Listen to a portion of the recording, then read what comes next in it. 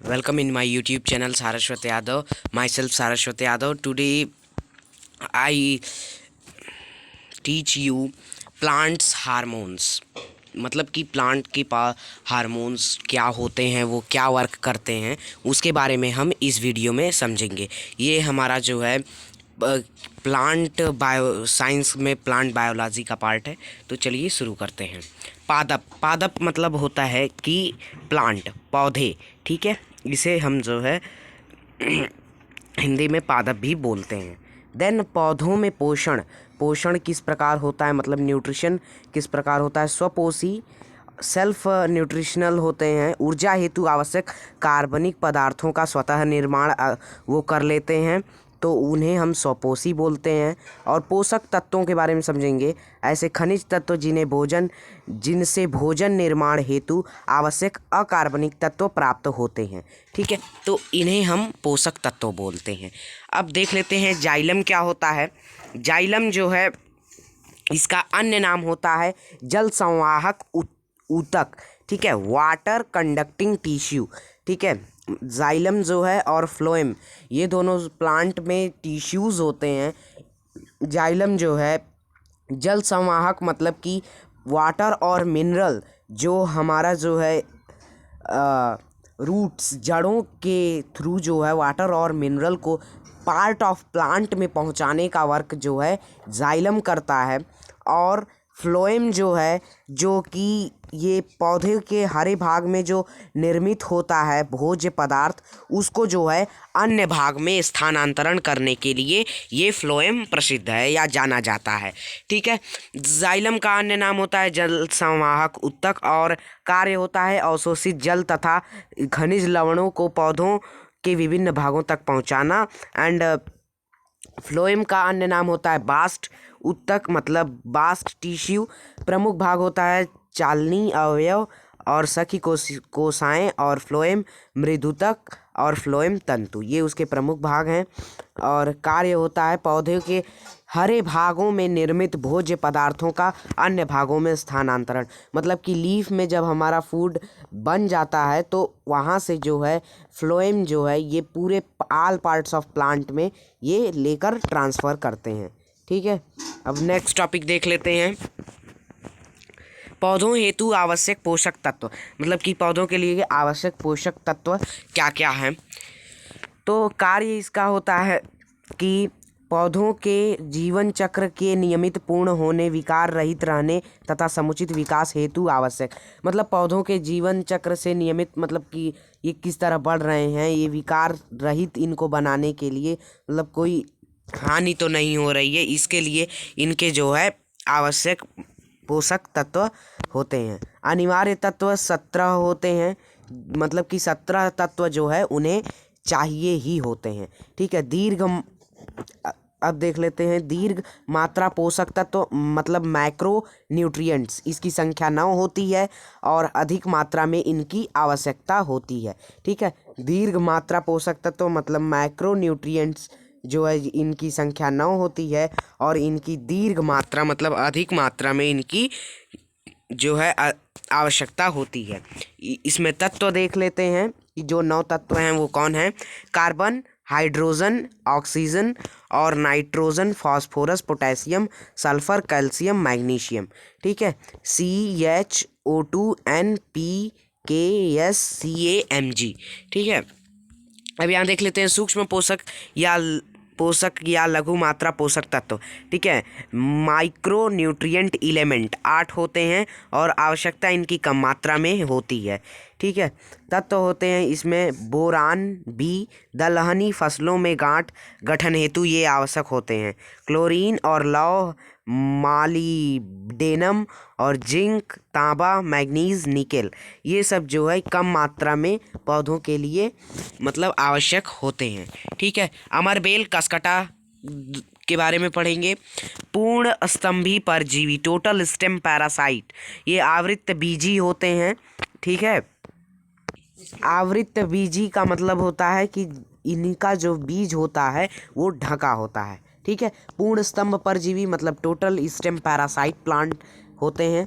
और ये तना पतला होता है और दुर्बल तथा पीले रंग का ये होता है।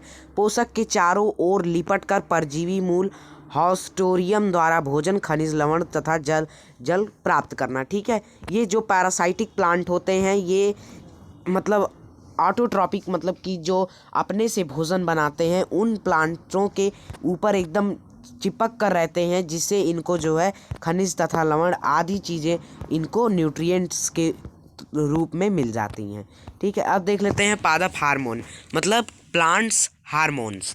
ठीक है, इसमें जो है पादप हार्मोन्स में इसकी पहले डिफिनेशन देखेंगे। ऐसे कार्बनिक पदार्थ जो पौधों के एक भाग में प्राकृतिक रूप से बनते हैं वह दूसरे स्थानों पर स्थानांतरित होते हैं। ठीक है, ऐसे ये कार्बनिक पदार्थ हैं जो कि पौधों के एक भाग में प्राकृतिक रूप से बनते हैं, मतलब नेचुरल तरह से ये बनते हैं और जो दूसरे स्थान पर स्थानांतरित होते हैं, यही पादप हार्मोन होते हैं। ठीक है, कार्य होता है वृद्धि, प्रजनन एवं अन्य उपापचयी क्रियाओं का नियमन, मतलब वृद्धि, ग्रोथ एंड रिप्रोडक्शन एंड अन्य जो प्रोसेस होते हैं पौधों में वो इन्हीं के थ्रू होते हैं। हार्मोन शब्द का प्रथम प्रयोगकर्ता जो है स्टर्लिंग थे, जो कि वर्ष 1906 में उन्होंने इस वर्ड का प्रयोग किया था। अन्य नाम है वृद्धि नियामक पदार्थ, ग्रोथ रेगुलेटर्स। इसका अन्य नाम है पादप हार्मोन्स का ग्रोथ रेगुलेटर्स, वृद्धि नियामक पदार्थ।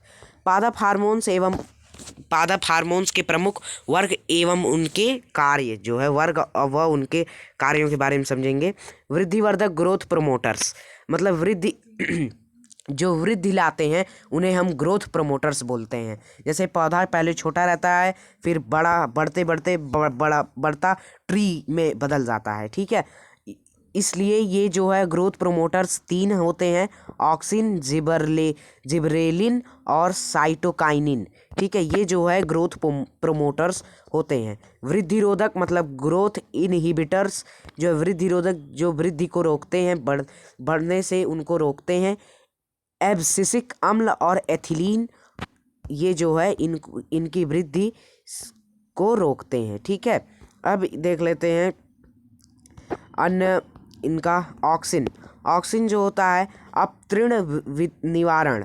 ठीक है, वीड डिस्ट्रक्शन, फसलों को गिरने से बचाना, ये जो है इसका वर्क होता है ऑक्सिन का। ठीक है, और फसलों को गिरने से बचाना एंड अनिषेक फलन, पार्थेनोक्रैपी और यहाँ बिना निषेचन के फलों का विकास, मतलब बिना फर्टिलाइजेशन के जो है डेवलपमेंट होता है फ्रूट्स का। संतरा, नींबू, अंगूर, केला व टमाटर आदि में परागण, पॉलिनेशन व निषेचन, फर्टिलाइजेशन के भी फलों का विकास होता है। ठीक है, अब यहाँ देख लेते हैं कि जिब्रेलिन्स, बौनी प्रजातियों की लंबाई में वृद्धि, पुष्पन व अनिषेक फलन, बीजों के अंकुरण में सहायक, मतलब बीज का जो होता है स्प्राउटिंग वो जिब्रेलिन्स हार्मोन के थ्रू होता है। और जो बौनी प्रजातियां होती हैं, बौनी का मतलब छोटी प्रजातियां होती हैं पेड़ की, पुष्प की, उसको जो है ये बड़ा करता है। ठीक है, अब साइटोकाइनिन अन्य नाम होता है फाइटोकाइनिन इसका, और कार्य होता है कोशिका विभाजन, जीर्णता, सेंसेनेंस को रोकना होता है और क्लोरोफिल को नष्ट होने से बचाना होता है। जो हमारा लीव्स में क्लोरोफिल पाया जाता है उसको नष्ट होने से बचाता है साइटोकाइनिन, इसे हम फाइटोकाइनिन भी बोलते हैं। इसमें सेल्स का विभाजन मतलब कि सेल का विभाजन होता है और यहाँ पे जो है जीर्णता, सेंसेनेंस को रोकना। एब्सिसिक अम्ल पुष्पन में सहायता करता है और कोशा विभाजन में सहायता करता है। बीजों के अंकुरण को अवरुद्ध करना इसका वर्क होता है। ठीक है, एब्सिसिक अम्ल जो है पुष्पन मतलब कि जो फ्लावरिंग होता है उसमें सहायता करता है। कोशा विभाजन मतलब सेल्स के जो विभाजन होते हैं, टुकड़े टुकड़े होते हैं, खंड होते हैं, उसमें ये सहायता करता है और बीजों के अंकुरण को अवरुद्ध करता है, बड़ा बनाता है। ठीक है, एथिलीन जो होता है ये अवरुद्ध करता है का मतलब है कि रोकता है। ठीक है, बीजों के जो अंकुरण होते हैं, मतलब कि एक है कि मतलब स्प्राउटिंग कर रहा है और एक जो है स्प्राउटिंग करने से जो है रोकता है। ठीक है, मतलब कि एब्सिसिक अम्ल रोकता है और साइटोकाइनिन जो है जो जिब्रेलिन होता है ये मतलब कि स्प्राउटिंग करने में सहायक होता है। और ये जो है बीजों को मतलब अंकुरण को अवरुद्ध करता है हमारा एब्सिसिक अम्ल। इसका दूसरा हार्मोन देख लेते हैं, एथिलीन। इसका अन्य नाम होता है फल पकाने वाला हार्मोन, मतलब राइपनिंग हार्मोन को जो है हम एथिलीन बोलते हैं। और इसका अन्य नाम होता है फल पकाने वाला हार्मोन। पौधों के तने के अग्रभाग का में निर्माण होता है, मतलब कि पौधों का जो तना है उसके आगे वाले भाग में जो है इसका निर्माण होता है एथिलीन का।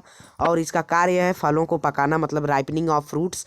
एंड पत्तियों, फूलों व पुष्पों के विलगन को तीव्र करता है, यही एथिलीन हमारा हार्मोन। ठीक है, अब यहाँ देख लेते हैं कि इसी के साथ आज का टॉपिक यहीं समाप्त हुआ। और पूरा वीडियो देखने के लिए आपका बहुत बहुत धन्यवाद। मिलेंगे नेक्स्ट वीडियो में नेक्स्ट टॉपिक के साथ, तब तक के लिए गुड बाय।